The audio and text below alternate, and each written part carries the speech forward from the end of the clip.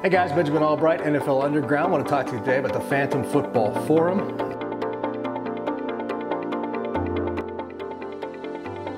Designed to give you greater access to me. You get the latest intel, insider information, rumors, news notes, injury information, Vegas lines, fantasy football, power rankings. Watch football games live with me. Phantom Football Forum. Only $1 for your first month if you sign up today. Facebook.com/WatchPhantom. Link right here. Come join us today.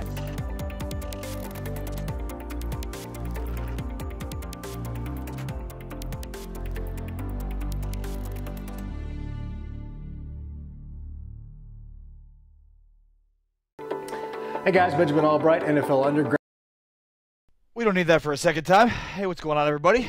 Thank you for joining us live on Phantom, the New World Order of Sports Media, broadcasting live on Facebook at facebook.com/WatchPhantom. We're also broadcasting live on the Silver and Blue Nation page. Shout out to Silver and Blue Nation. What up, what up? Also, we are live on the Law Nation page, so check us out on all those great pages. Also on YouTube, on Twitch, on Periscope, and we're everywhere, dude. We are completely everywhere. All right, this is how the show works. Every day, 3 topics at least. And even though yesterday was 1, today will be 3. I've got 2 really good, juicy, if you will, meaty and juicy Cowboys topics. One is on Randy Gregory, who, if you haven't heard, is basically the worst person in the history of the NFL because he was smoking weed, which is basically... That's about as bad as it gets when it comes to NFL players. There's just, hit a woman if you must, but don't smoke weed. That's at least what I've been told by Roger Goodell. We'll get to that coming up. Plus, also, Des Bryant, if you guys haven't heard, still is unsigned, which seems surprising. I'm surprised. Are you surprised? We'll get into that coming up. But, and I want to thank everybody who has been watching or listening to the show every day on The Fan, 105 through The Fan in Dallas. Been fortunate enough to fill in for the great Sean Sharif on his program all this week, 5:30 a.m. to 10 a.m. And so I'm tired. I'm getting up at 4 in the morning every day this week, but it's awesome. It's really cool to get that opportunity to do that morning show on The Fan. A lot of great people work on that show, so it's really cool to be a small part of it. So thank you to all that have been listening this week. I will be on The Fan, different capacities all throughout, the next couple of months. Here, let's just do that. All right, let's turn that down. What up, everybody? How's it going? Josh Briscoe says, I didn't notice. I was too distracted by the sexy logo and graphics. That is a really good-looking logo and graphics. If you know anybody that does graphics, Josh Briscoe, let me know. Oh, I'm just kidding. Josh Briscoe, who hosts a show starting on Monday every day at 11 a.m. Central, he also is a fantastic artist when it comes to graphic design. And he designed this entire overlay and logo, and it looks fantastic. And if you have some graphic design work that needs to be done, contact Josh Briscoe. He'll do it and kill it. So also watch The Flyover with Josh Briscoe daily starting on Monday at 11 a.m. Central. Shout out Josh Briscoe. Wade Zetterberg of the house. Wade, how are you, sir? Yeah, it's funny that TJ said that about the building. So Dallas's skyline, which is behind me, is, in my opinion, sort of well known for like the lights more than anything else. So if you just see the skyline, they might just look like random buildings to you, but it's probably better when they're lit up. But I knew that TJ would comment about how it looks like there's like some giant light stretching out from my head. All right, so I've got 2 good Cowboys topics on the way. Make sure to hit the share button. Also post your comments. Wade Zetterberg is getting us started with his comments on the question that I've posed here, which is, should Major League Baseball institute an anti-shift rule? Wade says, no anti-shift rule. Batters just need to learn to go the other way. Yeah. Millie Lev, how are you? So, this is a major topic in the Dallas area because Joey Gallo, who is, a player for the Rangers, who has the worst batting average for an everyday player in Major League Baseball, but he's your typical left-hand power hitter, hits a lot of home runs, drives in a lot of runs, but strikes out a ton. He's hitting like 170 this year, a disgrace at the plate, and he's attributing that this season to the shift. And Scott Boras made the same argument on behalf of his client Bryce Harper, and basically saying like, if if shifts were made illegal, then it wouldn't be such an unfair situation to left-hand hitters. That basically, left-hand hitters are at a major disadvantage because teams can align their defense all to the right side, and left-hand hitters, power hitters especially, tend to be strictly pull hitters. So, I mean, they're taking away, significant amount of hits for a left-hand hitter than they would. So they're at a major disadvantage. And the argument on behalf of left-hand versus right-hand is simply that right-hand hitters, they wouldn't be able to shift them all to the left side because somebody has to cover first base, right? So it's a pretty simple rule. To me, to make an anti-shift rule, it would be the most ridiculous thing all sports evolve. And football has evolved in a major way, and now Dan Marino, for instance. Dan Marino was the first 4,000-yard passer in the NFL. He did it in an era where nobody threw for 4,000 yards, so it was incredible that he was doing it. Well, now half the league throws for 4,000 yards. Some guys throw for 5,000 yards. So it's just a major evolution of the sport. It's not like the NFL then started to create rules that deflated the ability for teams to pass on offense. Same with the NBA. There's a lot of three-point shooting. Big men now in the NBA are forced to step out and take three-point shots. And if you're a big man that plays back to the basket, wants to grind down low, you're not going to be successful. And you have to be able to shoot threes. That's just part of the evolution of the sports of sports in general. And look, I just think this is very anti modern analytics. It's not a good look. And no, the Major League Baseball should not do anything to implement a rule that takes away the shift in baseball. If teams are now defending offenses in different ways, you have to evolve your offense. Pretty simple. Wade says sounds simple, but the defense should be allowed to stack players on top of each other. If they choose, it'll be stupid, but it's their right. Well, don't be ridiculous, Wade. They should be able to position their players wherever they want, unless maybe they can be like softball then and put a circle around third base, and that's the vicinity the third baseman could go, and a circle around second base, and you do a large circle so that the shortstop has to stay within the circle, and so does the second baseman. And I just don't understand the notion that you have to, positional players have to stay by their exact allotted area. So. TJ Carpenter says, ban the shift, make baseball easy to follow without having to actually watch the game as possible. John Dyer says Gallo should be embarrassed with his average. Gallo is, I think, number one in Major League Baseball with hits lost to the shift, if that makes sense. It's a legitimate analytic, but that's where we're at. And, look, I don't have any sympathy for Joey Gallo. I don't have any sympathy for left-handed power hitters. Bryce Harper, Scott Boras is calling out the shift on Bryce Harper having a bad year. Bryce Harper has been left-handed his entire life. Has had great seasons, but this year all of a sudden now the shift has gotten to him. The shift, the modern shift has been implemented, with major shifts for left-hand hitters since 2014. Oh, and by the way, left-hand pitchers have a major advantage. Should we take away their advantage? Learn how to hit to all fields. If pitchers want to pitch you inside so that you want to pitch left-hand hitters inside so that they will pull, well then. Be more that's up to plate discipline. To me, it's just all sports evolve. If you can't just complain about a lack of evolution. This is like when Toys R Us complained that millennials didn't buy toys and that's why they were going out of business.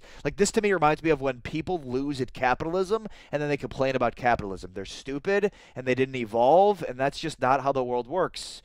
The survival of the fittest. You have to evolve or you're going to die. It's like that in sports. I know that the rules of sports have changed and evolved, but this seems ridiculous and counterintuitive to all things that we love about sports. So don't be like Toys R Us. Complain about millennials, and that's why you went out of business. You didn't go out of business because of millennials. You went out of business because you couldn't evolve. And by the way, with Toys R Us specifically, they were settled with bad debt, and they couldn't get the right owners to buy them, and they were constantly trying to pay back the debt, and on and on and on. Anyways, John Dyer says I had to draw circles in the field so my T-ball kids would stay at their position. By the way, John, baseball? I'm in Dallas now. A lot of baseball talk, which is funny because again, I grew up in Chicago, where baseball was baseball was the number one sport. I played it. Everybody loved it. I mean, it was huge. The White Sox and Cubs, when I was growing up in Chicago, were the biggest thing. They were bigger than the Bears when I was growing up. Seriously. But then I moved to Texas, started doing sports talk radio, and in Austin and San Antonio in particular, they don't care about baseball, so I never talked about it, and I stopped following it. But now I'm loving it. I'm loving being back in it. Anyways, that's the shift. All right, let's shift to Cowboys talk right here on Showtime. Hit the share button. Post your comments. Make sure to join the conversation. Jesus Becerra says hello. Hello. How are you, Jesus? On the Silver and Blue Nation page. Let's check in on Law Nation and see what's going on there. I want to get into Des Bryant here in a moment, and if you're as surprised as I am that he's not signed right now, but let me just double check all these pages, make sure I'm not overlooking comments. That's what I have to do since I can't get comments aggregated into one area. If you are watching this and you're like if you're like a engineer, if you have some sort of engineering background and you do computer engineering, can you figure out a way to get me that I can aggregate all the comments from YouTube, from Periscope, from Facebook, all into one place, one vicinity, all these different Facebook pages into one vicinity? If you could do that, I would love to meet you and then underpay you for that insane, not underpay you, but I just don't have any money to pay you. But if you could do that, that'd be really cool. If you could design that for us, that'd be awesome. Or just for me, and then don't tell anybody else about it. We'll be our little secret. Let's see here. I'm just going to hit the share button. All right, so the other day we learned that Randy Gregory oh, by the way, I can make my announcement now. I forgot. This is a brand new announcement to be made to everyone. So congratulations, everyone watching this. You're about to be privy to some breaking news here. But basically, I am now working with 105 Through the Fan in Dallas. And Michael Harbison says Dallas is terrible. You're wrong, but that's okay. I will be the pre- and post-game host for the Dallas Cowboys on 105 Through the Fan. So very excited about that. I'll be hosting with Jesse Holley, doing the pregame show and the postgame show for the Dallas Cowboys. So I think there's like 375 Dallas Cowboys affiliates. I will be heard coast to coast on all the Dallas Cowboys affiliates across the country, as I will be now the new pregame and postgame host for the Dallas Cowboys, along with Jesse Holley. So I'm very excited about that. Thank you, Jason. Thank you, everybody that's saying congratulations. Very excited about that. It'll be a lot of fun. It'll be really cool to be a part of those broadcasts. A tremendous, an absolutely tremendous group of people that work on that, behind the scenes. But then also Brad Shams, one of the greatest. Brad Sham is easily one of the greatest play-by-play guys in the United States. He's amazing. I mean, Christy Scales, who works the sideline, Babe Laufenberg, who does color commentary, and Brian Broaddus and Mickey Spagnola and David Hellman, all the great folks at DallasCowboys.com were part of those broadcasts. So I'm just really excited to be hosting, along with Jesse Holley, the Dallas Cowboys pre- and post-game show on the Dallas Cowboys Radio Network. So that was the announcement I was kind of waiting to make, and I finally got the go-ahead to go ahead and make that public. So, that'll be really, really cool. Jose Luis, so my Texans fandom won't fare well. No, not at all. No Texans. I didn't want to talk about the Texans when I was in San Antonio. Sure as hell not going to talk about the Texans while I'm not. Sorry, buddy. But you used to be a Cowboys fan, Jose. What are you doing with your life? Go back to the Cowboys. The Texans are irrelevant. Go back to the Cowboys. They're more fun. And that's one city per coast, one town whose population is less than 500. Interesting. I don't know what that means, but that's cool. But yeah, thank you, everybody. Really excited about that, so that's cool. All right, so a couple of days ago, we got news that Randy Gregory was going to be reinstated by the National Football League. And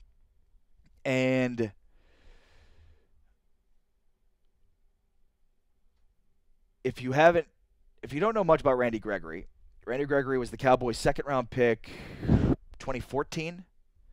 He was one of the best pass rushers in the draft, and he slipped big time. And Iron Man Enriquez says Cowboys, absolutely. And he slipped to the draft big time, and so he landed with the Cowboys in the second round. And they saw a lot of upside in him, but we found out after the draft that he failed the pre-draft drug test. So the Cowboys took a flyer on him. Well, he did well enough on the drug side to play in 14 games his rookie year. Played pretty well, looked pretty good, and then started to deal with suspensions starting with his second year. Was held to just playing in 2 games the entire season and has not played since then. So he's not played basically 2 full seasons. And it's all because of drug suspensions and weed suspensions. There was news that came out that he had psychological issues that he was trying to correct with weed. And so that was a major reason why he was having so much trouble, giving it up.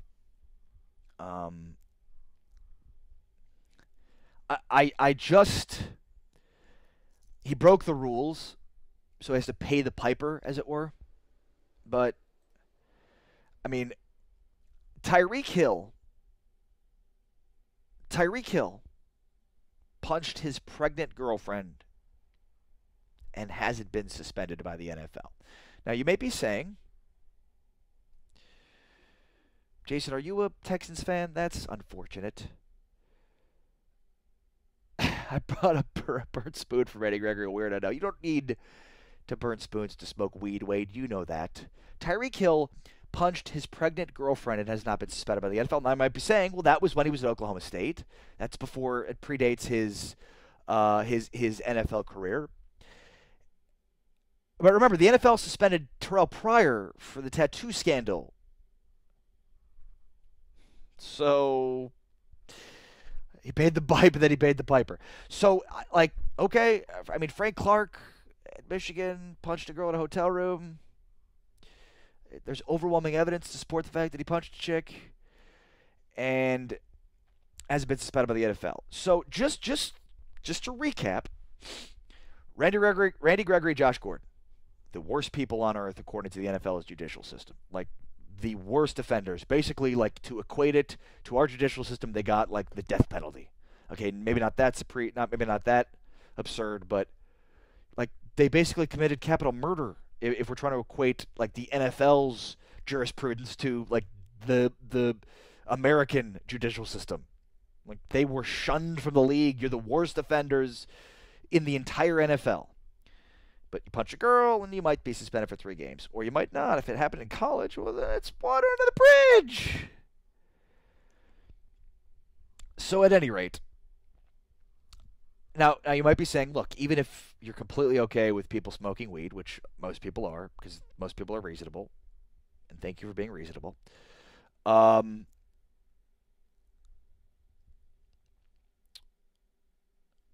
he knew he couldn't smoke weed. He broke those rules, and he continued to do it. So it's at that point, it's do you want to play? Because if you want to play, then stop smoking weed, pass drug tests.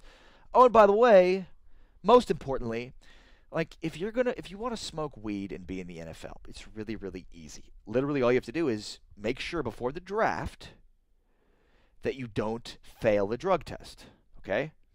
If you fail the drug test before the draft, you are then automatically inserted into the program, which means you are going to get randomly tested throughout the season. However, if you know, because before I get drafted, I'm going to take a drug test. So if you pass that drug test, then you are told by the NFL when you are going to get drug tested. Hey, everybody, piss test coming up. End of training camp. Right? So you pass that and you're good. So just don't get in the program. If you don't get in the program, you don't have to worry about it because then you know when you're going to get drug tested. You can smoke as much weed as you want. Just ask Von Miller. So I digress. I've waxed poetic enough on weed and sentiment and how ridiculous it is that the NFL's judicial system punishes weed worse than anything else. But I guess here are my questions now for you from a standpoint of Randy Gregory being reinstated. This is great news for the Cowboys because I think for a lot of Cowboys fans, they thought that it was over for him. His career was going to be over, that he chose weed basically over playing in the NFL, and that he wasn't ever going to come back from that. And so he's been reinstated. He earlier, Bobby Belt, who is a Cowboys reporter, tweeted out letters that were written by Jeff Heath, Sean Lee, and Tyrone Crawford, basically vouching on his behalf to Roger Goodell. Again, weed. But I digress. So the question is, all right, so he'll be there from day one at training camp. So what are the expectations that you have for Randy Gregory? What are your expectations? Gabe Gonzalez says he has to be a day one starter, better than Taco and Crawford. That seems like high expectations, Gabe. It seems like a little bit too high for a guy that, so we had Brian Broaddus on The Fan this morning on our show, and he said, just put it a different way, Randy Gregory is no lock to make this roster. He's no lock to make this team. And remember, they've got a pretty big number at that position. So I thought that was kind of telling, to be honest with you. Like that, hey, Randy, there's a chance Randy Gregory might not make this roster. Wade Zetterberg says, Goodell, we're cracking down on domestic violence. Goodell, I'd really go after people on their knees. Forget about the whole domestic violence thing. Nate Dogg, smoke weed every day. I mean, the worst thing about this is, they prescribe opioids as painkillers, which are highly addictive and destructive and can kill you. And do kill a lot of people. Look at the Oxycontin epidemic in America. It's killing so many people. And weed is yet to kill any person from overdose. It's a great painkiller. At any rate, I've heard from the people who told me.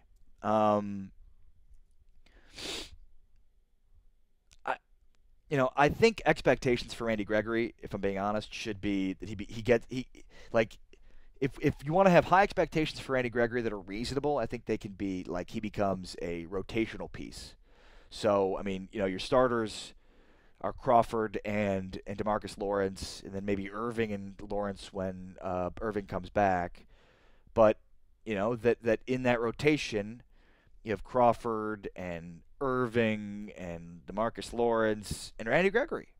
If he can become part of the rotation, to be a starter, that's going to be very difficult for him to do, especially right off the bat, considering it's a guy that hasn't played football in 2.5 years. It's one thing to run around and work out and try to stay in shape. It's another thing to, actually be in shape, be in football shape. Vicky Carroll said, can you please talk about his mental illness, the reason for weed, tell the whole story, not just part of it. Vicky, I did. I did mention off the bat that he failed a lot of drug tests. He attributed the failure of those tests for psychological reasons, for mental illness. That apparently did not suffice from the judicial system of the NFL. Vicky, I'm on your side here. I was at no point whatsoever judgmental in any capacity about his proclivity for smoking weed. I mean, to be honest with you, I don't believe that anybody needs any excuse to smoke weed. I think in a reasonable society, alcohol should be illegal before weed should, if I'm being completely honest with you. Alcohol is far more destructive on the body and on other people than weed is. So, I don't think he should need any reason to do it. Quite frankly, if you don't need a reason to just drink alcohol other than to loosen up sometimes, then the same excuse is reasonable, in my opinion, for smoking pot. John Dyer says if he makes the team, who gets cut? There's a good chance that Charles Tapper would get cut. And that's the thing is they have. I'm just trying to think off the top of my head what their defensive end rotation looks like. Who am I missing? I mean, Lawrence, Irving. John Dyer, whoa. Don't attack alcohol. I'm just saying, in a reasonable society, if weed is illegal, then alcohol should be too. I'm not attacking alcohol. I'm just simply saying it's ridiculous that weed's illegal. That's all I'm saying, John. All right, who am I missing at the defensive end position for the Cowboys? Off the top of my head, defensive ends, Cowboys. So I have the usual suspects: David Irving, DeMarcus Lawrence. I was going to wait on Dorrance Armstrong, kid from Kansas. This is funny. When you ask Google who the defensive ends are for the Cowboys, you get DeMarcus Ware, Greg Hardy, Anthony Spencer, Jeremy Mincy. Are you serious, Google? Can you give me one guy that's currently a defensive end? Leon Lett? What year is this, Google? This is just like, in the history of the organization, these guys have played the position. All right, let's see here. This is the depth chart. Is this season? Yeah, here we go. All right, guys. We're making progress here. Hit the share button while I do this, please. All right, right defensive end, Tyrone Crawford, Taco Charlton, Dayton Jones, Dorrance Armstrong. Left defensive tackle, right defensive tackle, left defensive tackle. Left defensive end, DeMarcus Lawrence, Cody Ely, Charles Tapper, Austin Larkin. So I'm assuming they're going to put Randy Gregory on the left defensive end position. Google can gargle. Google can gargle these. All right, so Tyrone Crawford's a lock, obviously. Taco Charlton's a lock. Dorrance Armstrong's a lock to make the team.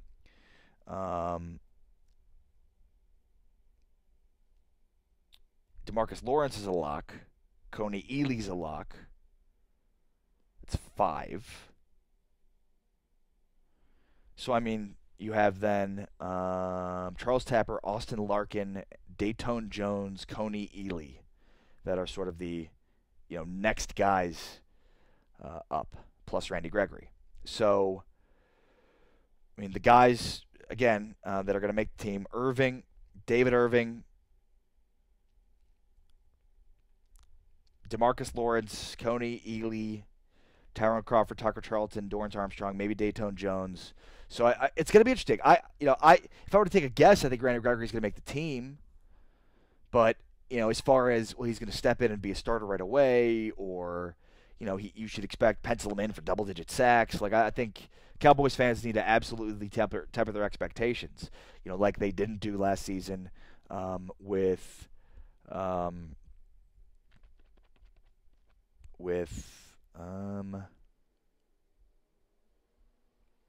Jalen Smith. Sorry. All right. Anybody else on this topic here? Gregory won't make the cut. Fit him for the white booty shorts instead. That's hot. All right. Third topic today. So this is very interesting to me.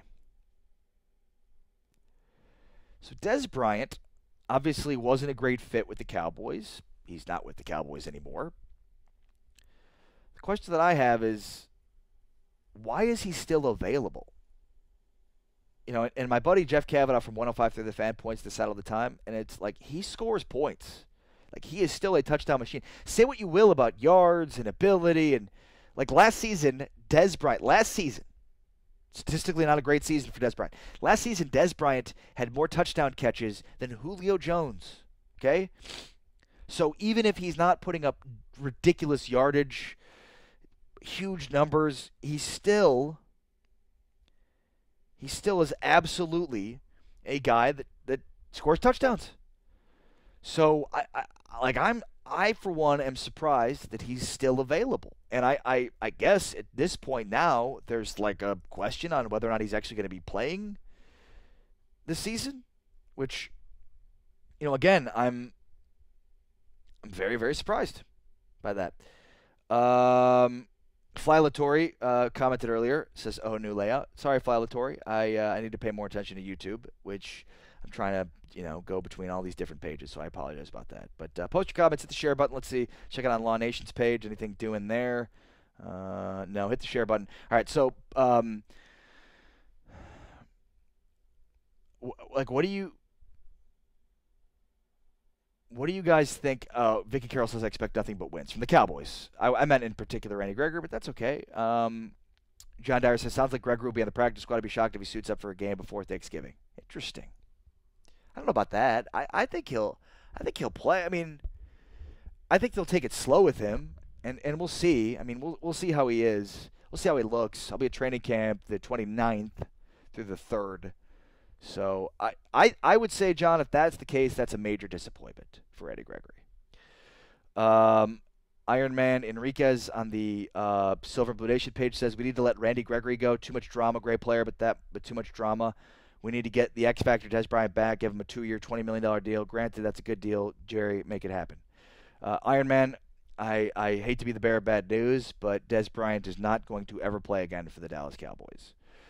The moment that he was cut, that he then called out Jason Garrett and talked about Garrett guys, that was the moment that he wrote his ticket out of town forever. Although I mean, you don't cut players and then bring them back. That just doesn't happen. And I also think, like, we have to, with the Cowboys, I did point that out. You're right. They have a ton of bodies at defensive end. But still, I mean, maybe I have too high of expectations. But I certainly think he'll be a guy that dresses. Maybe not. Maybe you're right. Gregory Quinn says, will he just retire like Romo, Witten, and DeMarco? I doubt he's going to retire. He still could play. He's only 29 years old. And again, he had more touchdowns last year than Julio Jones.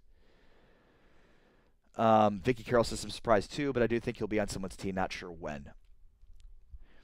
The Saints are the most obvious one, and I think Brian Broaddus, Dallas Cowboys insider, has he knows Sean Payton pretty well, and I think he's I want to say he's reported that he's going to sign with the Saints, but I think he thinks that would be a good fit. I just wonder, like, why hasn't it happened yet? What's the point of showing up to training camp without this guy if you can? Like, why would you, for a guy to come in, learn a new offense, get implemented into the offense? Why would you waste any time? Why wouldn't you just get right to it? I guess that's my question.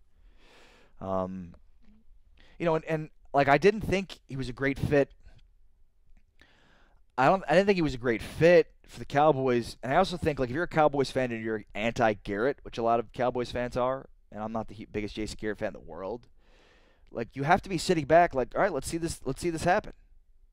Let's see, because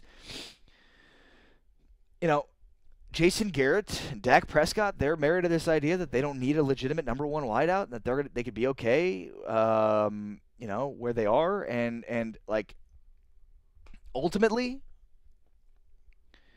I think I agree with the concept of give a bunch of guys around Dak that he can spread the ball around, and maybe you still need a number one, but that they didn't want a guy like Dez who was constantly like shouting out about one-on-one coverage that he had on the outside, so it was constantly diverting attention away from other places. And then now you have Dak, a young quarterback, thinking, well, I've got to get the ball to Dez to keep him happy and engaged. I think they just didn't like that in particular from a number one in Dez Bryant. But I mean, we saw his rookie year when Dak is spreading the ball around, getting everybody involved, that he could be successful. And ultimately, I think like this offense could be really good, strictly based on the fact that they have a great offensive line, and Zeke Elliott's fantastic. Like, I'm on the record saying this. I think they're a 10-11 win team, and I think that's the case because,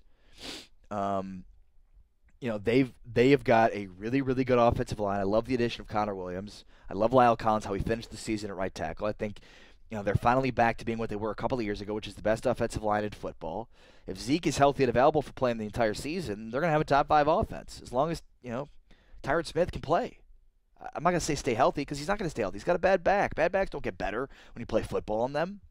The question is whether or not he can maintain, he can play through it, which you hate to say, but that's the nature of the rest of Tyron Smith's career at this point. Until maybe Connor Williams becomes the left tackle of the future for the Cowboys.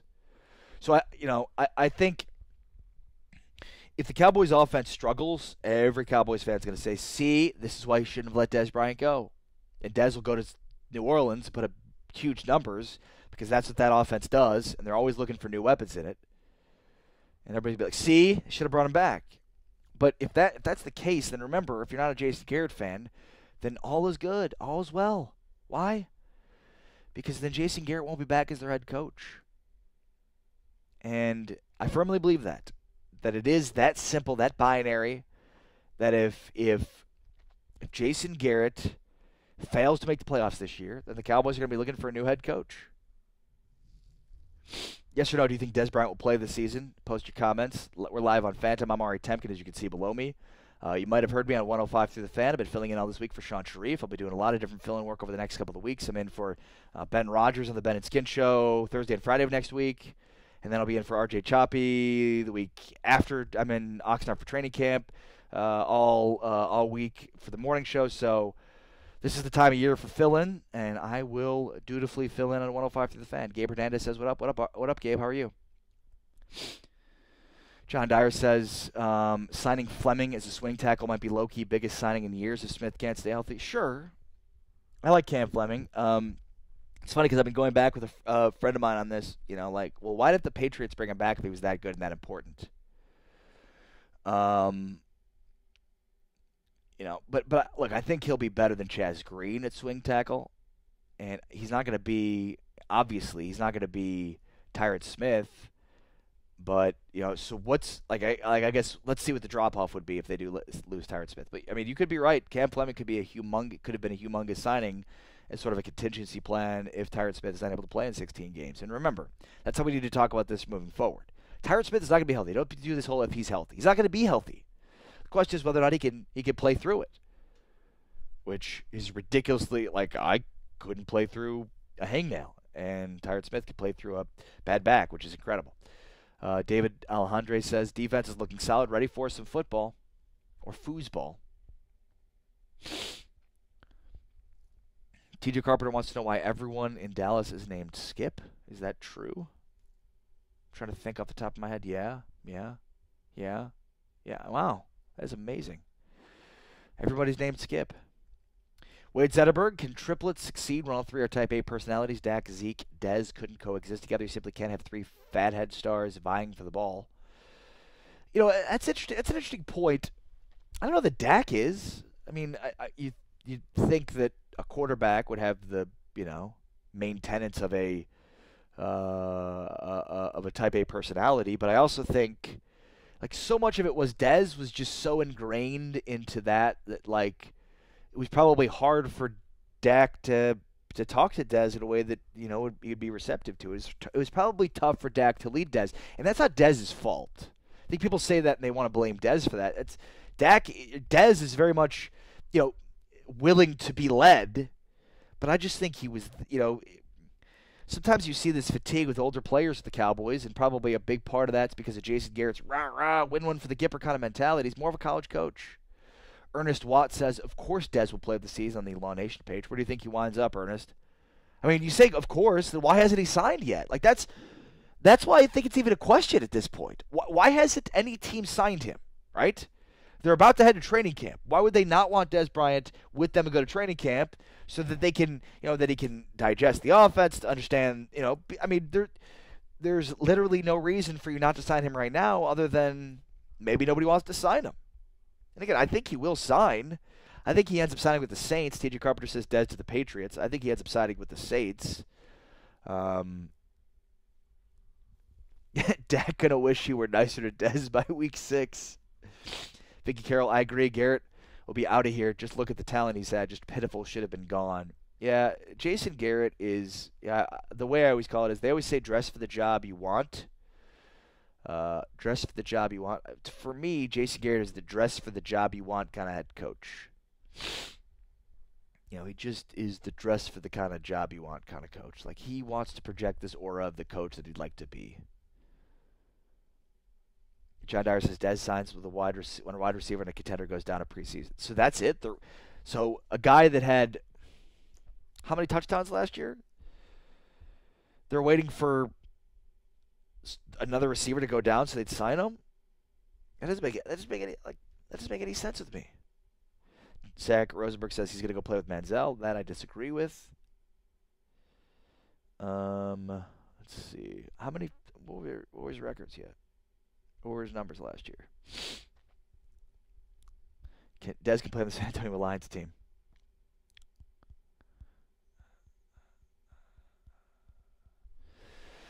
Hit the share button, post your comments. Also, if you have other additional Cowboys questions, feel free to fire those away. Dez is signing with Golden State. What did he have last year? Let's see. 6 touchdowns last year. 6 touchdowns last year, 8 the year before that, 3 in 2015, but he had injuries, played only 9 games, and then had that great year where he had 1,300 yards and 16 touchdowns. James Groover says Garrett is garbage. I agree with that. He's not garbage. He's just completely unable to evolve. What's the Mike Tyson quote? Everybody's got a plan until they get punched in the mouth. Well, that's Jason Garrett to a T. Jason Garrett's got a plan, and then the game starts, and his plan goes out the window. Unless, of course, his plan does go out the window, which happens, 10% of NFL games. 10% of the games you play in, if you're an NFL team, 10% of them will go to plan. Where you have a plan, you go in, you execute the plan, and things work. 90% of the games are going to deviate from plan. So the best coaches that can evolve, deviate from the plan, are the ones that are going to be successful. And Jason Garrett has proven time and time again to not not be able to do that. All he does is he just gives you just a handful of excuses. Here are my excuses. He walks up to you at the end of the season like, here are my excuses. Here, I've got excuses for you. Will you like my excuses? And he paints himself as this non-excuses kind of head coach, but he's just full of excuses. Just full of them. I mean, we had this injury. I don't want to make excuses, but we had, the injury to this guy, and it's like Doug Peterson just won a freaking Super Bowl with Nick Foles as his quarterback. Okay? Like, go for it on fourth down in the opponent's territory. Look at advanced analytics a little bit to guide your thinking. The Cowboys are trying to win in the NFL in 1992. T.J. Carpenter says the Broncos didn't know game planning was allowed last season. I think they banned it in football like the shift in baseball. In his image, scary rhetoric.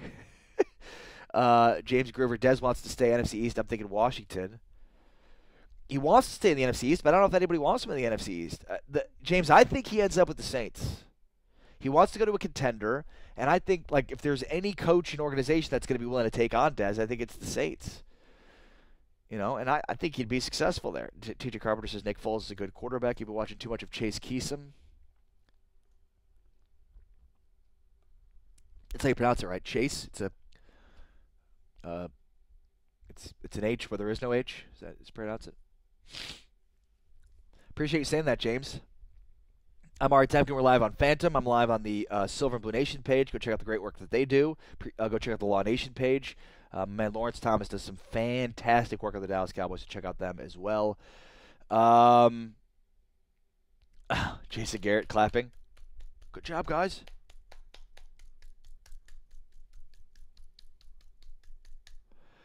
At any rate, I shouldn't make fun of as much because I've got to deal with them for 16 weeks at least. So, I think, I've said multiple times, to me, the season's a win-win for the Cowboys. Unless you are so upset and hating Jason Garrett so much that you would even want the Cowboys to not make the playoffs. If they made the playoffs, you'd be upset by it. But, either the Cowboys are going to win and make the playoffs, or they're not. Jason Garrett's going to get fired. John Dyer says he doesn't think he's going to get fired. He will. Jason Garrett will lose his job if the Cowboys make the playoffs. I'm telling you, he will. He will. He cannot survive another year of not making the playoffs. There's no excuses this year. He doesn't have his convenient excuses that he's had in years past if he doesn't make the playoffs. Now, I'm on the record saying I think they will make the playoffs, so might, be a moot point, but I think that nonetheless. Wade Zetterberg says, I like Phantom, Ari, and TJ Rock, but the other hosts aren't as cool, never respond. Check out Joshua Briscoe as well. He's on at 11 a.m. starting on Monday. Now, Wade, that's a great point, and that's an important point, and the response to that is that this show and TJ's show and the Flyer with Joshua Briscoe are generated from Phantom. They're a Phantom-created show, whereas a lot of the other programming we have are created by other pages. And the issue with that is they don't check Phantom's page for comments. So right now, this is the problem, right? So there's something called cross-posting on Facebook, and bear with me for a moment. But basically, I can post this to the Phantom page, and then to the Law Nation page, and to the Silver and Blue Nation page. The problem is I don't see all the comments from all the different pages. So I have to go to the other pages to see the comments. So the problem is if the other hosts who are broadcasting from a separate page don't go to the Phantom page, they're not going to see the comments. So, I'm trying to talk to the other hosts about checking the Phantom page, but that's the issue, Wade. So it's not that they're not responding, it's that they don't know to respond.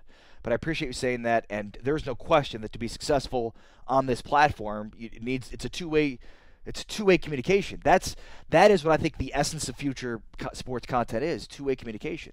We're having a conversation here, and the more you guys communicate with me, the more I can throw it back at you, and the more I have to talk about. The more I don't just talk for an hour in circles and talk with topics off the top of my head, the more you can ask me questions and be a major part of this show. So let's do that every day at noon right here on Phantom. By the way, Wade, where are you? Where are you located?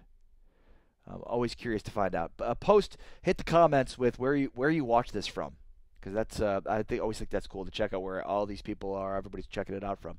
Make sure to tell your friends. Wade did an awesome job the other day by posting about Phantom on his account. I appreciate that very much. If you like what you watch, tell your friends. Post on Facebook about what we're doing here, and you will help us grow. Wade's from Indiana. Where in Indiana, Wade? I'm from Chicago originally. Where in Indiana? You from Greg Popovich, Indiana? You from Munster, Indiana? My living room. You from Munster, Indiana? That's where my mom grew up. Munster, Indiana. Are you from the Chicago side of Indiana? Are you a Colts fan? Bears fan? Other? Southern Indiana? Northern Indiana? David Alejandre said it was pretty awesome to interact with you and David when you were on ESPN San Antonio. Yeah, David was cool. He was awesome. We had a great time. It was fun. Lots of memories. Sad times. Richard Lozano, Corpus Christi. Rich, how you doing, buddy? How do you liking Corpus? We have tremendous viewership from Corpus because we have Richard Lozano, who I used to work with in San Antonio. Now he's in Corpus, did a great job there. And Gabe Gonzalez, who is a mailman in Corpus. But I think Gabe's gone. Gabe usually comments a lot, but he has been very interactive in the comments today. Vicky, I appreciate you saying that, sharing to my group. Awesome, thank you for saying that. Wait, you're a New England diehard? Pawnee, Indiana. Vicky's in Dallas. Awesome. Yeah, it is hot as balls in Dallas right now. It is like I'm inside in air conditioning. I know this looks like I'm not inside, but little spoiler alert, I'm inside. I'm inside. Chris, I know you're from ATX. John Dyer. Don't talk about the hard line. It still hurts. He's in San Antonio. Where in Indiana are you, Wade? Anyways, it is. I am sweating profusely inside an air conditioning right now. That's how damn hot it is in Dallas. All right. Thank you, everybody, for joining us. Vicky, I appreciate you joining the show today, and I appreciate you sharing to your group. I'm live every day right here at noon Central on Phantom, the New World Order of Sports Media, delivering live sports content to social. So make sure to check it out. A lot of Cowboys talk, as you can see by my overlay and the color scheme. Very Cowboy-centric. But, I mean, we shoot the breeze. That's what we do here. We shoot the breeze. And so bring it every day at noon. And then also a reminder that I am filling in again all this week on 105 Through the Fan. So, Vicky, check it out. If you don't listen to 105 Through the Fan, check me out. I'm live and have been all this week on the morning show, so make sure to listen tomorrow from 5:30 a.m. to 10. If I've got to be up at 5:30 in the morning, you all need to listen. All right. Thank you again for joining us live on Phantom. Make sure to like the page. And make sure to check out TJ Carpenter, who's coming up next. TJ Carpenter, noon o'clock with TJ Carpenter coming up next right here on Phantom, the New World Order of Sports Media. Remington, Indiana. Yeah, I know where that is. Kind of. Is one of your sons named after the 85 New England Patriots?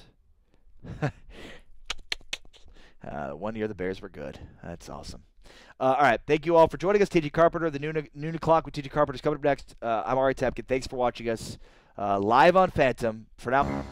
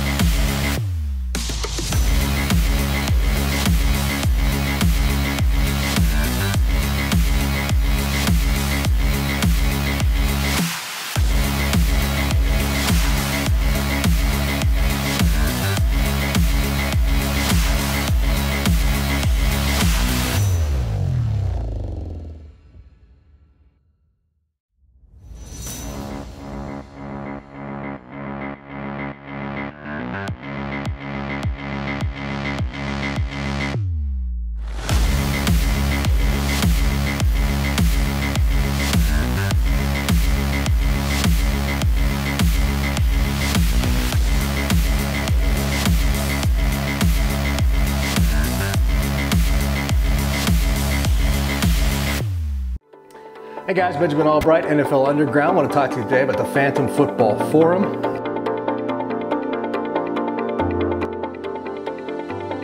Designed to give you greater access to me. You get the latest intel, insider information, rumors, news, notes, injury information, Vegas lines, fantasy football, power rankings. Watch football games live with me. Phantom Football Forum. Only $1 for your first month if you sign up today. Facebook.com/WatchPhantom. The link right here. Come join us today.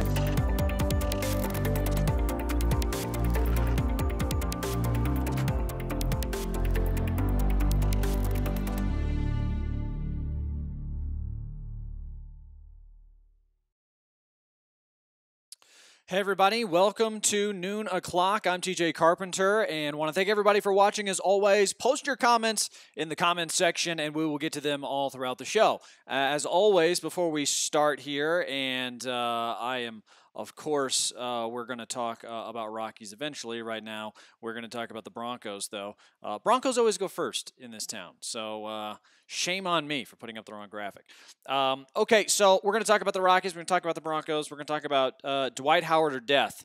That is the question today that I think everybody needs to ask themselves. Would you rather die than let Dwight Howard play for your team? Okay, so... but before all that, we're going to tell you about Brent Malia and Sean Sedita at Platte River Mortgage. Brent Malia with Coldwell Banker is one of the best real estate guys in Denver. That's just plain and simple. My wife and I were looking for a real estate agent. We needed help in a very competitive market that is Denver, and we got it with Brent Malia. Give him a call, 720-560-5855. You'll be amazed at some of the stuff that he points out about houses you think you like, and then he tells you, well, hey, just wait a second about the X, Y, and Z. What about this other house? And then you find out, yes, you listen to Brent, things work out well. It did for us. BrentMalia.com. Also, TJ'sAgent.com for more information about Brent. And then, of course, if you're looking for a mortgage, PlatteRiverMortgage.com. Sean Sedita at Platte River Mortgage and his team did a phenomenal job with us. They'll do a phenomenal job for you as well. So give him a call or check him out online, PlatteRiverMortgage.com. Sean is excellent, and his team at Platte River Mortgage helped my wife and I out with some glitches that we didn't even know were there with our credit that were hurting our ability to get the best possible rate on our house, and they obviously helped us there. So always want to give a shout out to Brent Malia with Coldwell Banker and Sean Sedita with Platte River Mortgage. They were my team in the real estate business and mortgage business here in Denver. Should be yours as well. All right, guys, we were talking today on the morning show. By the way, if you don't know, catch me every morning on Mile High Sports Radio, 1340 a.m. here in Denver. We were talking about this morning because, look, we're like less than 2 weeks out from the beginning of training camp. Starts on the 27th of July. It's right around the corner. And, right now, top to bottom, the Denver Broncos are kind of a disaster. And everybody knows it, even if you don't want to, verbalize it yet. I get it. Even if you don't want to verbalize it, you know the truth. And the truth is that the Broncos right now are just not in the best of spots. So, what do you do when you're in that situation? What have the Broncos done to try to correct this issue? And I think that there are reasons to think that the Broncos are going to turn things around here. The Broncos are that you can put some hope there in the Broncos. And I just I have a tendency to just sort of call things what they are. And a lot of times that tact isn't always necessarily the best, especially with people who are used to saying, well, try to find some positivity in things. Look on the bright side. So I'm going to try to do that today. I'm going to try to look on the bright side. And I would say that if you are one of these people who looks at the Broncos and says, okay, well, if X happens and Y happens and Z happens, then they'll be a good team. I think X, Y, and Z all basically rest on the shoulders of Case Keenum. Let's talk this through for a second. I believe the Broncos have basically handed their team over to Case Keenum because they have no other choice. They got rid of Aqib Talib, who was the leader on the field. They've been missing Peyton Manning for 2 years now, and they know it. And they don't really have a coach with a personality who can do that, be a leader of men, even though that's what he wants to be, a leader of men. Leader of men. Hashtag leader of men. They don't want, they know that their coach isn't necessarily going to engender that kind of confidence. They know that the GM front office situation is tenuous right now because while we all like John, people are not happy with John right now in Denver. And then you've got Joe Ellis and then the Pat Mullen Trust, and they're busy fighting, standing between fighting siblings. So you've got all of this stuff going on around the Denver Broncos organization, and they don't really have anyone to look to on the field and say, hey, please save us. Help us here. We need you. We've all done our jobs. Now you've got to do your thing and win us the game. And so now I think basically what they've done is they've said, okay, well, Von Miller is not that type of personality to step up and fill that role, fill those shoes. So we need somebody like that. Aqib Talib's gone. He's in Los Angeles. We got rid of him so that we could make some room for Kirk Cousins. That didn't work out. So now we got Case. So Case Keenum is their guy. I mean, they are really handing the reins of this team and really the offense in particular to Case Keenum. This offense, and that's why I'm a little concerned. And then we get into, okay, well, why is that a good idea? Should you hand the reins of your offense to Case Keenum? Should you rely on him the way that you relied on Peyton Manning? Peyton Manning did one of the most remarkable things I've ever seen in my life. In fact, I would put this drive up there with the far more impressive drives in playoff history, even though it wasn't in the playoffs. Last game of the season in 2015 against the San Diego Chargers, Brock Osweiler could not get the job done. And this is the mentality I'm talking about. We all know that the Broncos in 2015 had the best defense in the world, no fly zone. We also knew that their offense wasn't great, but they did have a decent running game with C.J. Anderson that year. So I would say that when you look at all things considered, everybody on that team was pretty good, and they did their job. And then it came up to, we need help. We need someone to save us. And they looked right at Peyton Manning, and he did it without throwing a pass. It was one of the most incredible things I've ever seen in my life. That's the kind of thing that even though Peyton Manning couldn't really throw the ball that well at that point in his career, he could still do that. He could figure it out. He figured out a way to orchestrate a game-winning touchdown drive without throwing a pass. He basically said, okay, well, I'm Tim Tebow. How do I win this game? And that's what he did. It was amazing. It was remarkable to see him do that. And that's the thing that I think you're hoping Case Keenum can do. He can figure out a way, in spite of all the limitations in front of him, the lack of help on the offensive line, the lack of help in the running game, the lack of really knowing that you're throwing two reliable targets at tight end. All of those things. And that he can have, let's just say hypothetically, you're down 14 in the fourth quarter, and Garrett Bowles is inside his own head because he can't stop holding. He's had like 3 holding penalties in the game. You're down 14. Your defense has given up some big plays. You're not necessarily sure if you do score a touchdown and give the ball back that you're still going to get another shot to win the game with the Kansas City Chiefs. I was there. I saw it happen. He did it by himself. The game plan wasn't working. Kubiak's game plan stunk. Their defense was giving up a ton of points to the Chiefs, and then they said, Peyton Manning, please save us. And he did. It was incredible. And that's the thing that I need to know Case Keenum can do. Because that's right now what he's essentially being asked to do by the Denver Broncos, and I don't know if he's good enough to do that. Joseph says, Case is the man. If he can play well, we will make the playoffs. Let's see what happens. Yeah, I think you're right. I think if he does play well, you will make the playoffs. That's a true statement. I think you're absolutely correct about that. That if Case Keenum plays well, they make the playoffs. True. How easy will it be for him to play well? I don't really know, because I don't know about the offensive line. I don't know about the running game. I don't know about the tight end position. So therefore, I don't know about the quarterback position, because he had all of those things helping him in Minnesota. I don't know how good that the secondary is going to be. I mean, there are a lot of questions. That's why yesterday when we talked about the difference between hoping and trusting in teams, like I will put my hope in the Broncos being good. I do not believe that they will be good. I can't trust that they're going to be good just yet because there's too many questions. There just is. That doesn't mean that I want them to be bad or that I'm guaranteeing that they're going to be bad, although it looks like pretty clearly they're going to be bad this year. But if you're looking for that, like, what can I put my hope in? It's that guy. Case Keenum is your meal ticket. If he plays well, you're off to the races. And I don't want to diminish anything that Case Keenum's done in his career because I'm rooting for guys like Case Keenum. I think the league needs more Case Keenums, to be honest with you. I think that the league overvalues talent sometimes because you have to meet the physical prerequisites to play in the league. So to get drafted or to be on a roster, you kind of have to fit the build. Very few players don't fit the build. And Case Keenum's a shorter guy. I mean, he doesn't necessarily fit the bill, but he fits the bill enough. I mean, he's fast enough. He's quick enough. He can move around. He's got athleticism. So Case Keenum meets the prerequisites to play in the National Football League. That's my point.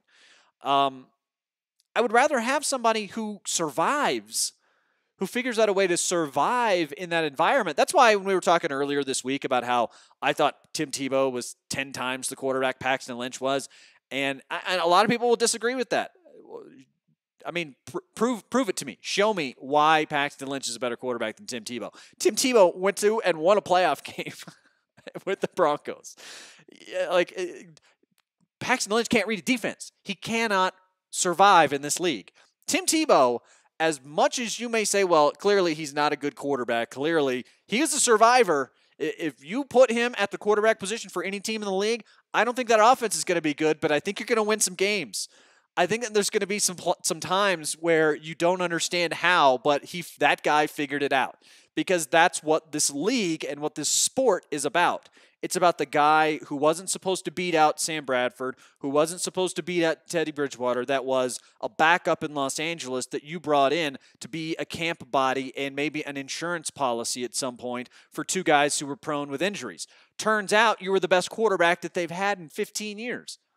So, there's survival matters in this league.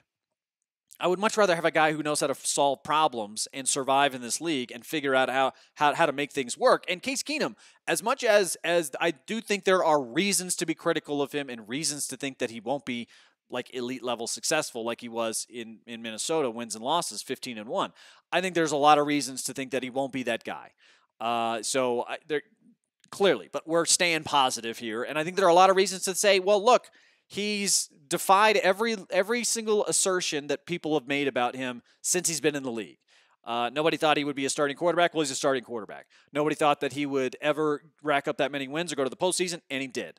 Nobody thought that he would ever make it to an NFC or championship game, conference championship game, and he did. So there's a lot of bleep you with the responses to Case Keenum's critics, of which I'm one. I'm not trying to absolve myself here. I've criticized Case Keenum plenty. I call him Chase Keesum because nobody can get his name right because nobody knows who he is, and I think that that's funny. I really do. But he's made it this far. He's made it this far, and eventually you got to give credit where credit is due when somebody makes it much, much further than you ever thought they could. But if those stories almost always run out eventually. Eventually, those stories run out. So the question is, when is Case Keenum's story going to run out? I don't know. Ryan says, I really think the offensive line will be improved and take another step forward this year. I mean, another step forward? Did they take a step forward last year? I mean, I guess technically Garrett Bowles, you could argue, was a step forward, but I mean, they're trying to solve their right tackle position, which has been an issue for we're going on 5 years now, where the right tackle has been a problem and they can't solve it. And they've tried Donald Stevenson, they've tried Menelik Watson, they're going to try Jared Veldier. They just can't figure out right tackle. They just can't do it. And I think that's partially because the pass rushers in this division are brutal. It is never more dangerous. The AFC West is the most dangerous division in the NFL to be a quarterback because every team has good pass rushers. Every team has one elite level pass rusher, and every team has multiple pass rushers who are good. So it's terrifying to be a quarterback in this division. It's hard. I think that this division's going to beat up on itself. I really do. But if we're talking about Keenum staying healthy, is that reasonable to expect? And is that offensive line, is it going to take a step forward? Maybe. They're trying. They're still working on it, but this is year 5, so I'm a little dubious to say that they're going to have their offensive line figured out by now. Gary says, I believe Case Keenum will handle the challenge, and we do have a lot of weapons to complement Case and the Broncos. That's true. They've got 2 wide receivers who are well-known commodities north of 30, and I think that's problematic for the Broncos, obviously. But some of the guys they brought in look like they were pretty solid picks, so we'll see what happens.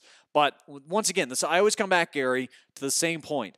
There are players that you believe in. There are players that you hope in. There are teams that you believe in. There are teams that you hope in. And right now, I think you hope that the Broncos are going to be good. I don't think the Broncos are going to be good. Zach says, if Cousins signed, would you feel totally better about this season? I think Denver would. Yeah, I think Denver would. But I don't know if I would. I think there are a lot of problems that, unless you're an elite level quarterback or you're one of these guys who, is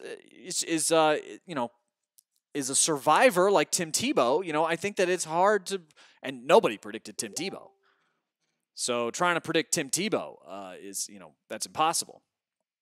But there's no question. They are handing this team to Case Keenum. They're saying, we don't have a leader, you need to be that guy. We don't have an offense, you need to give us an offense. We have certain limitations, you need to play inside those limitations and still win. They are putting a lot on the shoulders of Case Keenum. And I nobody really talks about it in this town. Nobody's talking about it. There's a lot of pressure there. I mean, they're putting a lot of their belief in Case Keenum. And I don't know if that's necessarily the smartest thing to do, but that's what they're going to do. They're going to put their faith in Case. And we'll see whether or not that actually comes to fruition and actually plays out. But by the way, guys, go ahead and ask your questions. Make your thoughts, comments known on the comments section. We will answer those all throughout the show. But yes, I like I said, Case Keenum being the number one most responsible person for whether or not this team succeeds or fails needs to be acknowledged. The Broncos are going to make it all about Case Keenum, and they should. I think it's a little bit suspect that who the backup quarterback might be. I mean, if they put Paxton Lynch on the roster again, I don't know. I don't know what to do. I don't know how to help you at that point. If you're an organization that is insistent on shoving Paxton Lynch down the throats of your fans, who, by the way, are still lining up in droves to support you, there are still 85,000 people on the waiting list to get season tickets for the Denver Broncos, and they're going to have a terrible season. It's almost guaranteed, and the people of this town still want to support you. So, I think you got to be better than what you're giving them right now. You got to be better for the people of Denver, because the people of Denver deserve to be better. I mean, if they're saying, "Hey, we're ride or die Hall of Fame, man," Denver is sticking with the Broncos, and so reward them by be better. That's all I'll just say. Be better. Because look, you've been good. You just it's depressing. It really is depressing to see such a huge fall from grace. I knew that they were probably going to fall off a little bit after the Super Bowl. I didn't think they were going to fall off like this. Holy crap. Let's see. Jake says, I would not feel better about the season had we signed Cousins. Okay. All right. So, look, and I'll give Broncos fans credit here. Broncos fans are smarter than people give them credit for. I think they're smarter than the average NFL fan, and they they're quiet about it a little bit, but they all kind of know whether or not the team's going to be any good, and they can tell. I think people last year, it was a little bit of a surprise to them. It wasn't a surprise to me. I've nailed this team since I got here. I knew exactly how bad they were going to be, and they were, and the reasons why were exactly the reasons why, and now all of a sudden everybody's speaking my language, criticizing John Elway and saying, hey, I think you're screwing up the team, John. I think you maybe need to do something a little different there. Gary says, how do you feel about the backup, Chad Kelly, if need be? I am open to Chad. I'm open to him being good. I'm open to him maybe having this swashbuckling. It's all about whether or not he can read a defense, and I don't know if he can do that at the NFL level. That's a question every quarterback has to answer for themselves. You can never predict whether or not a quarterback can do that. So I will believe it when I see it with Chad Kelly, but I'll take Chad Kelly in a heartbeat over Paxton Lynch. I mean, no hesitation. No hesitation with Chad Kelly over Paxton Lynch, for sure. I will take the unknown of Chad Kelly over the known of Paxton Lynch. And the known of Paxton Lynch is pretty solid at this point.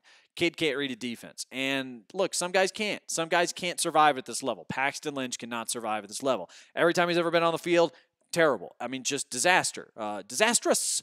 Can't throw the ball. Can't throw the ball downfield. Can't read a defense. Just ends up panicking and then taking off. And then he looks like just a gazelle just galloping down the field. And, if you wanted to convert Paxton Lynch into a tight end or a wide receiver, I don't know what his 40 time was, but he's big enough to be a tight end, pack on some pounds, learn how to block. He's got some good hands. He can run. Use him as a tight end. If you really want to keep on Paxton Lynch, do what they did with Terrell Pryor. Put him out there at wide receiver or tight end, see if he can catch some balls in the corner of the end zone. Because he ain't playing quarterback at this level. He's just not. And they tried to do that with Tim Tebow. Tim Tebow refused. Paxton Lynch would say yes to that immediately. Immediately. Maybe not immediately. I mean, I'm sure Lee Steinberg would be like, hey, man, tight ends don't get paid as much as quarterbacks, but they get paid. So if you would like to get paid, probably make a position move if that's what they're asking you to do. And by the way, if you're looking for sneaky training camp storylines, the idea that that's floated out is not foreign. That's going to happen at some point. We're going to watch Paxton Lynch throw a couple of ducks, and there's going to be some day. It's not going to be a peculiar day. It's not going to be the first day. It's not going to be the last day. It's going to be some random day in training camp where not a whole lot of people show up, and Paxton Lynch is really bad. And Troy Rank fires off a tweet that's uncharacteristic of Troy, because Troy's usually a pretty positive guy. He's honest, but it's going to be something to the effect of, hey, maybe they're going to try to put him at tight end. And it's just going to be this random, like, oh, wow. Okay, all right, yep, that's where we're at with Paxton Lynch. And everybody's going to just collectively agree with it all at once. And then Mark Schlereth's going to say it, and then it's going to be a thing. So that's how that little thing is going to travel through training camp. And I will be tweeting. I will put those tweets out, and I will clip this show right at this moment at 12:25 Mountain Time. That was when I predicted that Paxton Lynch to tight end would be discussed during training camp at some point. It's going to happen. It's going to happen because he can't play quarterback. And so to answer Gary's question, I'm all on board with Chad Kelly. And I don't know what he's going to look like. I know that he had moments of brilliance in college, but he also had moments of bonehead in college too. So we'll see whether or not which one wins out if he ever has to take the field. And I'm guessing he probably will have to take the field at some point. Hopefully it's not for more than a quarter. But, yeah, I mean, Case Keenum's going to take some hits. Hopefully he learns how to protect his body, because I think he's right in the stage of his career where he starts to learn just how valuable that is. And given the fact that Jared Veldheer may be, hurt at some point because he's always hurt, then, yeah, I think that, Case Keenum's probably going to take a couple of licks this season. Jake says, prediction for this year. I say 9-7, possibly better. Jake. Our O-line has sucked, but we haven't had a quarterback either. So you're saying that they're going to be better because you're not starting off strong here, Jake. I was hopeful for Trevor, but he wasn't the guy either. So it's exciting to have a quarterback. Okay, it is. It is exciting to have a quarterback. I see what you're saying, that the offensive line was in part bad because of the quarterback. There's some truth to that, I think, but it's not like Simeon. Simeon was doing everything that Simeon could, especially when they got behind. After that Cowboys game where everybody was stoked about the Broncos season, I said, wait for the other shoe to fall. They will figure out Trevor Simeon, and that throw that he can't make, that cross-bodied opposite end of the field out route that you have to be able to throw in the NFL or else you're going to give up touchdowns. He started to throw picks on those, and then the second that happened, it was just like it was over. And then you brought Brock Osweiler in because it's like, oh well, and clearly the defenses have figured him out. And I wonder what that limit is going to be for Case Keenum, because Keenum's going to hit that limit at some point. He is going to be in a game where he's down 2 touchdowns, and he's getting no help from his wide receivers. He's getting no help from his offensive line. You're going to learn the measure of Case Keenum. And I'm not saying that he's going to fail. I'm saying that moment is going to present itself at some point this season, and he's going to have to do it all by himself. And as the person that they're handing the team over to, if you don't do it by yourself, then you may not necessarily lose any respect with your teammates, but you're certainly not going to gain any. And I remember Sean Barber told me this.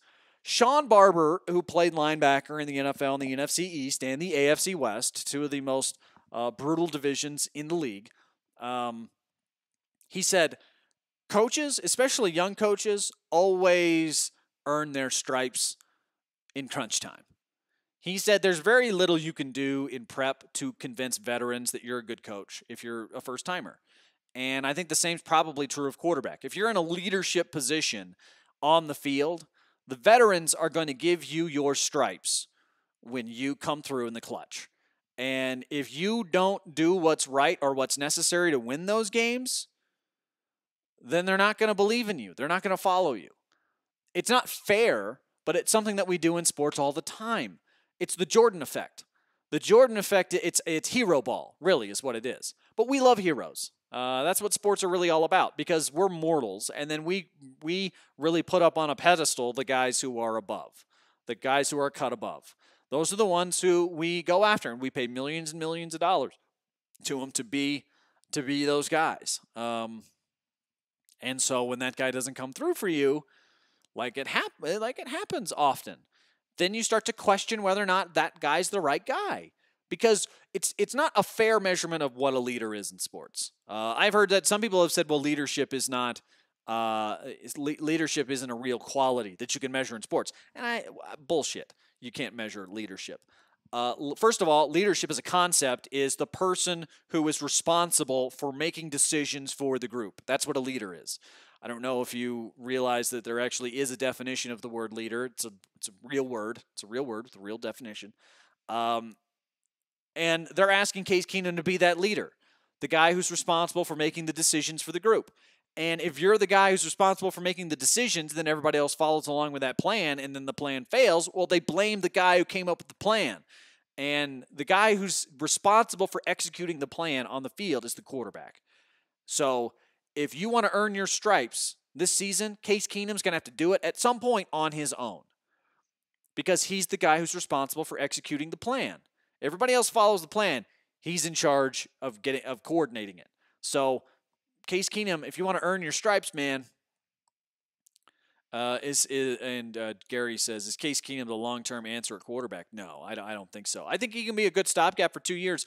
I mean, if the hope is, Gary, that he is. The hope is that he's so good these 2 seasons he's on contract that you want to sign him to a 5-year contract. That you want to put him in the elite level category financially so that he gets the respect he deserves for being a great quarterback. That's where the hope is. That's going to be where Case Keenum winds up. All right, now we're going to move over to the Rockies. Another thing we were talking about today. And the Rockies right now are in a weird spot because the Rockies just saw the Dodgers trade because they lost they lost their shortstop to injury. They went out and they got Manny Machado from the Baltimore Orioles. So the rich get richer in your neighborhood, and now all of a sudden you're kind of looking up there and saying, yeah, well, the Rockies are hot right now, but I don't really know why. And the Rockies, look, Jake says, I agree 100% with you on Paxton Lynch, total flop. Yeah, I mean, I'm not breaking any news there. That's not like keen insight that Paxton Lynch stinks. Just saying what I see. Rockies, but on the Rockies need to trade Brendan Rodgers for a starting pitcher because they need a starting pitcher. That's what they're missing. They're missing an ace. Now, I'm all on board with the Rockies going to the World Series. Trevor Story MVP. And they've already got 2 other aces, John Ace Gray and Herman Ace Marquez. But go get another one. I need another ace. Give me another ace. The more aces you have, you want 4 aces. Very few hands can beat 4 aces. So I would say go get more aces. I need more. Brendan Rodgers, you can trade him for an ace. You can trade him for a guy. You can trade him for a real good pitcher, real good starting pitcher. Royals did it. Royals traded away Will Myers for James Shields and Wade Davis to the Tampa Bay Rays back in like 2013. And when they did that, it totally changed their franchise. They went from being bottom feeders, terrible laughing stock, haven't been to the playoffs in 30 years, haven't won more than twice. 2 seasons they had winning records in 30 years. And they traded away their best prospect, and a lot of people said the best prospect in the game, for a starting pitcher, and said this is more valuable. And guess what? Not only did Kansas City do that, so did Chicago. So did a lot of teams. You got to be willing to trade away your prospects for something. And I don't know why, but every team in this town is just married to their prospects. Like they're all going to be Michael Jordan and Babe Ruth and the best things ever, because you just were enamored with potential in this town. But in reality, I will take proven production over potential every single time. So go out there and do it. If you want Nolan Arenado to quit bitching and moaning about how this team never wins anything and he's tired of losing, go out and show him how committed you are to winning with him on your team. Go show him how committed you are. Go and trade Brendan Rodgers. Because look, I don't think you really want to trade Trevor Story or get rid of Trevor Story anymore. I think you kind of want to keep him. Trevor Story is like overshooting his skis right now. That guy is so unconscious. I don't know if he even realizes how good he's playing right now. So just keep Trevor Story and use him as your shortstop. Trade Brandon Rodgers away for a bona fide ace pitcher. Go get Jacob deGrom. Go get Jacob deGrom for Brendan Rodgers and package those 2 deals together and maybe get a couple of other pieces. Somebody who you can rely on as a starting pitcher, somebody who's like a real pro's pro. Like, and I'm not trying to diminish John Gray. I'm just saying John Gray's not Jacob deGrom. And Herman Marquez is not one of those guys, not Chris Sale. So let's get serious about baseball here. Let's get real. Let's get some serious baseball in this town. Let's get serious. I really do. I think that Brendan Rodgers is a good enough prospect to entice other people to believe in let other people believe in potential. Let other people develop players. Why don't you just go out and try to get the best players possible? Because look, baseball is it's really all about pitching. Until they fix baseball, until they take my idea and they run with it. I heard today, this is what people are talking about in Dallas. Ari Temkin, who hosts a show before mine here on Phantom, from down in Dallas, they are upset that teams are shifting against Joey Gallo, who's like a dead pull hitter. So they're angry that baseball teams are just shifting against Joey Gallo, and he hits into the shift every time. That's what teams do against Joey Gallo. So what they're talking about down in Dallas is whether or not baseball should ban the shift, which is just, it's reactionary and it's stupid. Yeah, that's what we should do. How about let's make baseball less watchable? Let's do that. You know what? We're having some issues with millennials right now. We really need to cater to the offense. So let's ban the shift. It's like I don't know if anybody remembers this SNL skit, but they had some sort of expert on Weekend Update, and they were trying to get rid of a bat problem, a bat infestation, and their answer to solve the bat infestation was bigger bats. And I thought, because obviously if the bigger bats will eat the smaller bats, but then you'll have a bigger bat problem. So anytime I hear how baseball wants to solve its problems, I always think of that skit, because it's always like, you're not really, you kind of missed the point, baseball. People aren't really concerned no, that's not how that works. That's not how you solve your problems. You don't solve the bat infestation with bigger bats.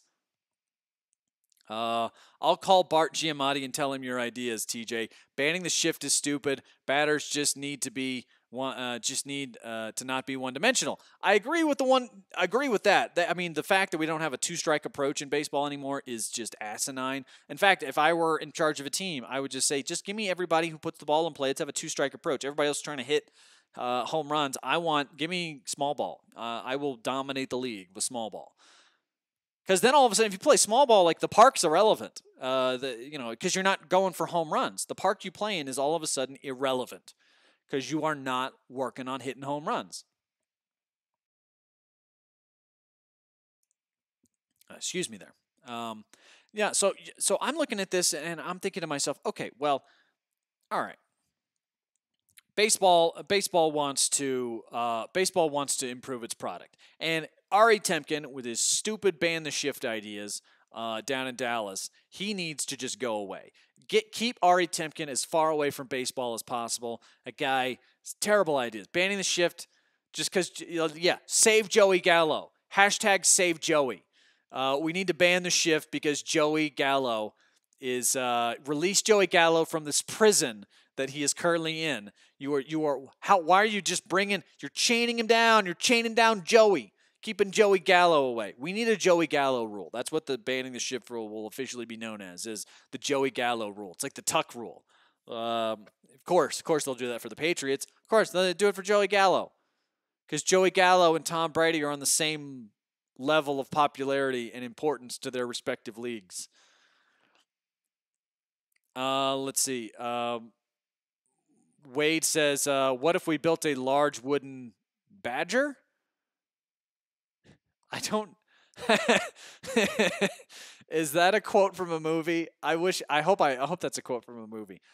Sarah says, when are you going to be doing a show at Oscar Blues again? Great show today. Sarah, thank you very much. Hopefully we're going to be out at Oscar Blues a lot this football season. That's the hope. That's the plan. We actually really loved our time at Oscar Blues. We're going to be back there doing some watch parties around Denver Broncos season. So if you want to come out and watch a game, enjoy a brew. If you're not one of the people who is going to be able to go to the game, you still want to enjoy the game with a lot of Broncos fans, you love that tailgate atmosphere, Oscar Blues this season. Wade says, on 1984, I could hit a ball to anyone on the field at any time on any pitch. The reason I was the greatest youth baseball player in Central Indiana in 1984. Yeah, I think, Wade, if Major League Baseball was youth baseball in Indiana in 1984, you'd be a very rich man if we paid attention to youth baseball in Indiana in 1984 on the level that we pay attention to Major League Baseball today, which I think that we should do, actually. Let's get the popularity of those slower level leagues up. That's what I say. Monty Python's Quest for the Holy Grail. That was in Quest for the Holy Grail? Wow, man, I need to watch that movie again. I don't remember that quote. I remember everything for that movie. It's a good movie. Life of Brian, actually, is my favorite Monty Python movie. I know what's good for you. You don't know what's good for yourself. I can actually help you out here. I can actually save you from yourself if you just let me. Here's how you solve baseball. Just let the manager reset the lineup at the beginning of every inning. Doesn't always have to be the same people hitting the ball, but like the idea that you would force the punter to play defensive end in football is silly. It's crazy. And I know that everybody rejects this idea every time I bring it up because you're all fuddy-duddies and you guys hate change. But this would fix baseball. Very rarely does a silver bullet solution present itself. But it has here. It has. This is the solution. You want to fix baseball, just let the manager reset the lineup at the beginning of every inning. All of a sudden, baseball becomes star-driven. You've got the best hitters hitting more. You've got the bad hitters just playing defense out in the outfield, which is the only reason why you have them to begin with. And you take a sport that is largely defined by failure, and you level the playing field between the pitcher and the hitter. Because now, all of a sudden, the pitcher doesn't get the advantage of only having to see Nolan Arenado 3 times a game. Now all of a sudden he's got to see Nolan Arenado 7 times a game. Now all of a sudden he's got to see Trevor Story 7 times a game. Now all of a sudden he's got to see all these really good hitters all the time, and his statistics are crap. If you don't want the pitcher to matter as much as it does presently in baseball, you want the baseball to have a better product, you want them to be more engaged by strategy, This infuses strategy into the game. See, other people are saying, let's ban the shift in baseball because then offenses will score more because you've banned the shift. Yes, let's make baseball more station to station. I don't even need to watch baseball anymore. Seeing baseball is now pointless. I don't need to watch it at all. All I need to do is pick up a newspaper. Well, they banned the shift, so I don't really need to there's no strategy in the game anymore. It's just guy versus guy. That's all baseball is. And that's all you want baseball to be. If you are in favor of baseball not changing, that's the kind of baseball you like. The All-Star game was your jam. It's just nothing but homers. And see, the problem with that, though, is that the All-Star game doesn't matter anymore. So the pitchers are like, well, this doesn't matter. I'm not going to throw my arm out on an All-Star game. Why don't I just lob up softies so that the whole league can just use me as a launch pad for an inning and everybody can have fun and we can go home? And the All-Star game was pointless this year. Didn't even watch it, except for Trevor Story's at bat. We'll always watch those. Pinch hit, home run, MVP, Trevor Story. Yeah, ban the shift. Let's make baseball. Let's make sure baseball is as easy to follow as possible without actually having to watch baseball. That's what baseball has done. Baseball's like, well, let's just embrace our irrelevance and let's just make sure people don't have to watch us at all. Let's do that. Let's do that. Actually, let's ban pinch hitting. Let's not do that anymore. No more pinch hitting. No more of any of this stuff. Let's just we don't even need a defense. Home runs, home run derby. If you don't hit a home run, you're out automatically. Home run derby baseball. That's what it's called. That's what it is. That's what it's become. I want more strategy in baseball. I want better baseball. Sarah does not care for Vance Joseph. Vance would make a better baseball coach. Wouldn't have to adjust. Sarah is so savage. Sarah, you are my favorite commenter. You always bring the fire. In particular, fire Vance Joseph. Wade says, a quote after the large wooden horse failed. Yes. Yeah, that's right. Wade says, the great prophet Smashmouth said we could all use a little change. Wade also says, by the way, the great prophet Smashmouth. I am convinced that the lead singer of Smash Mouth grew a pencil beard and kept the pencil beard because it gave him a chin. And without a pencil beard, he wouldn't have a chin. It's basically just drawn on. That's what his pencil is.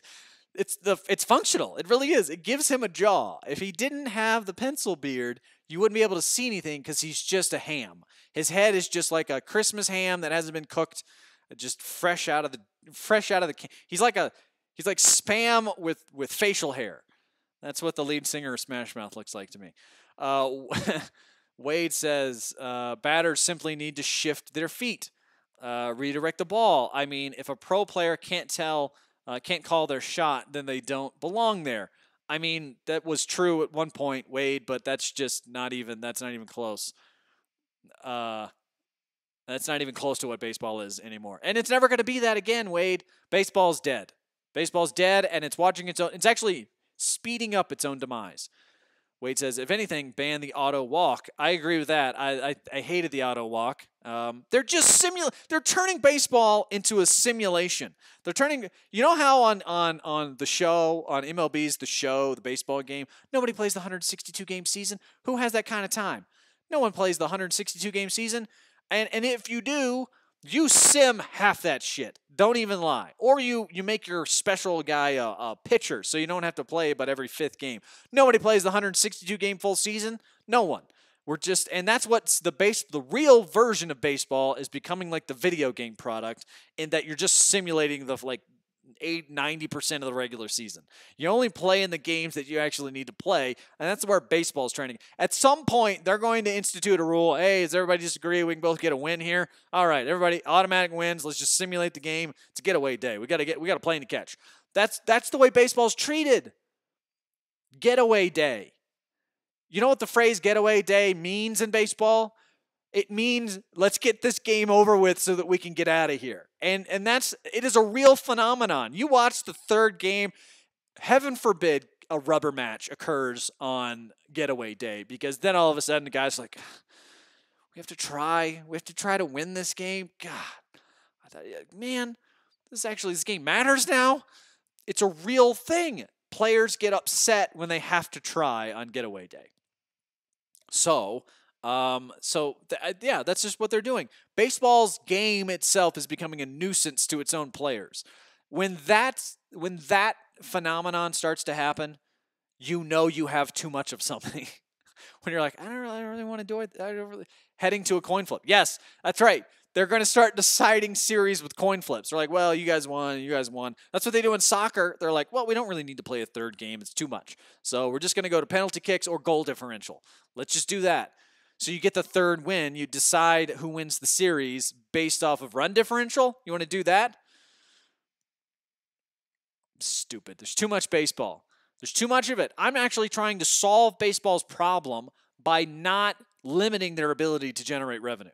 In fact, I'm actually increasing their ability to generate revenue because the games would be longer. You'd have more pitching changes. Therefore, you'd have more better baseball. The quality of the product would be significantly better because you're having better players play more often.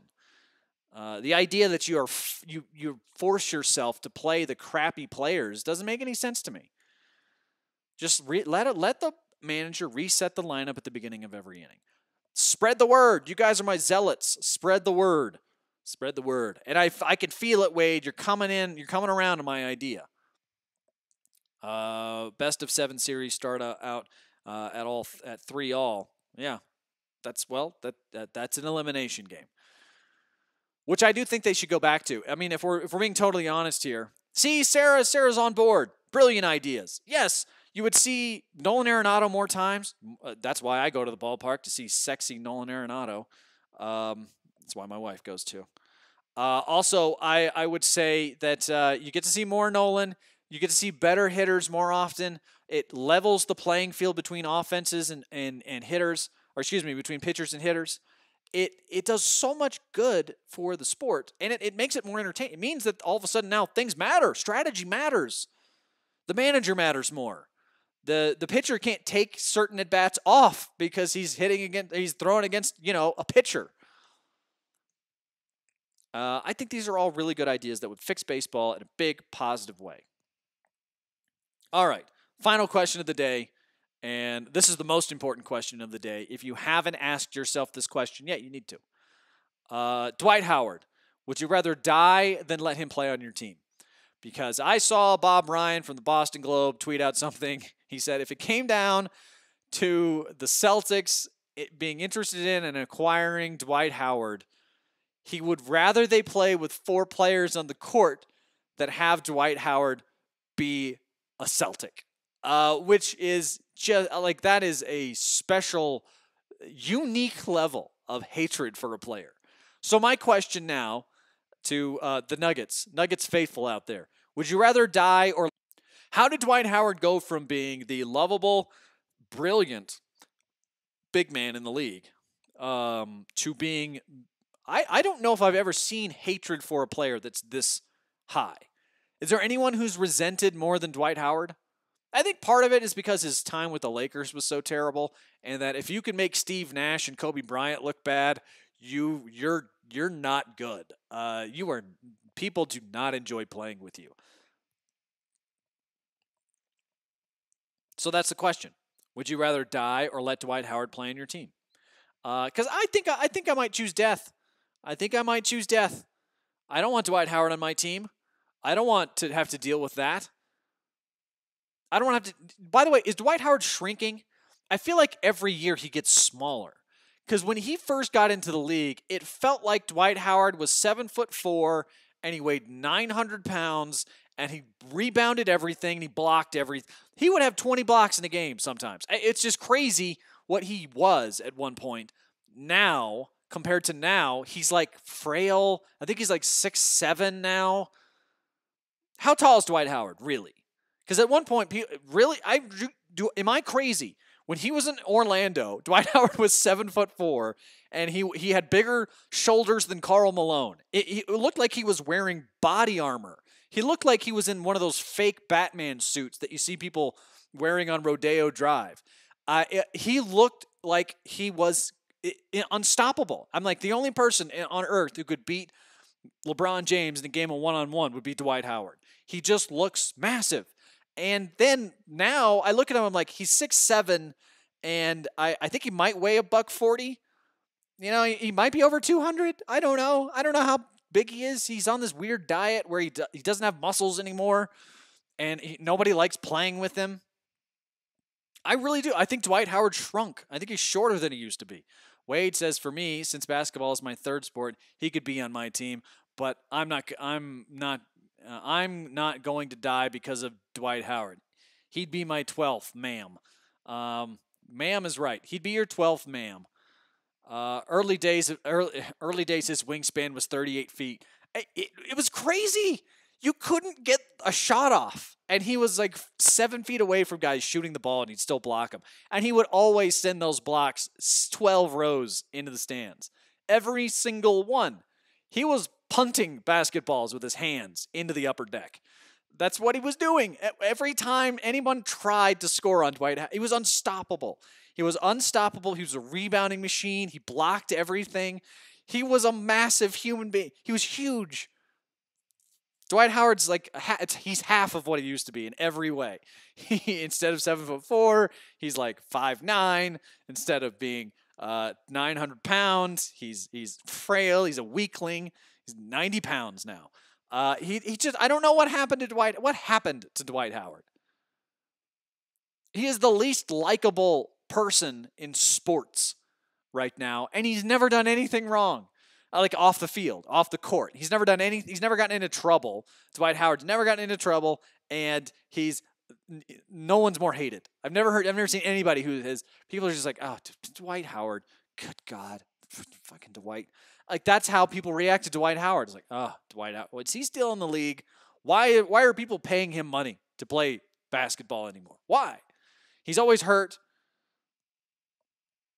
He would now wrestle in the 135 weight class in high school. Yeah, he turned into Chris Rock from Everybody Hates Chris. Now, that's where I don't know what happened to him. I don't know. He's not playing for me anymore. Want to thank everybody for watching the show, and as always, please share this with your friends. Please let them know that we talk everything Denver, and the show's going to be a little wacky. Right now, the show's maybe a little bit more serious than I like. I like to joke around and not be very serious. I do a show with Brandon Perna called What the Sports, and we are absurd on that show. I love doing absurd things on the show. I'm dead serious about my baseball take, by the way. That is 100% real. I'm not trying to dismiss. Some people will say, well, I'm a comedian when they get in trouble, radio hosts. That's not me, but I do like laughing and being funny and laughing at myself and doing all that stuff. So the more stuff that we can do around that, and I wanted to explain that because it feels like this week we've been really serious on the shows, and I think partially I blame the fact that we have nothing to talk about. But yeah, look, we're going to talk some sports, some serious sports. But I really would like to be less serious on the show. So if you're watching the show and you're like, this show's really too serious for me, I would just like you to just hang around. We're working on stuff. We're going to be getting better in every way, shape, or form here at Phantom. So want to thank everybody for watching once again. If you're looking for a house in Denver, Brent Malia Properties with Coldwell Banker. You can contact Brent at tjsagent.com. Also 720-560-5855. Also, go to PlatteRiverMortgage.com if you're looking for a mortgage in Denver. Sean Sedita and his team there helped my wife and I out. Found some issues with the credit that we didn't even know existed, fixed them, and we got them. We got our house at the best possible rate. So if you're looking for a house in Denver, Brent Malia Properties, tjsagent.com. If you're looking for a mortgage in Denver, go to PlatteRiverMortgage.com. They will hook you up. Want to thank everybody for watching. Once again, last run through the comments here. Wade says, I disagree. LeBloom is the most hated. LeBron.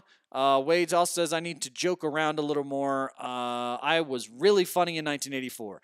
That's nailed it. Nailed the dismount, Wade. This has been noon o'clock. I'm TJ Carpenter. Later, y'all.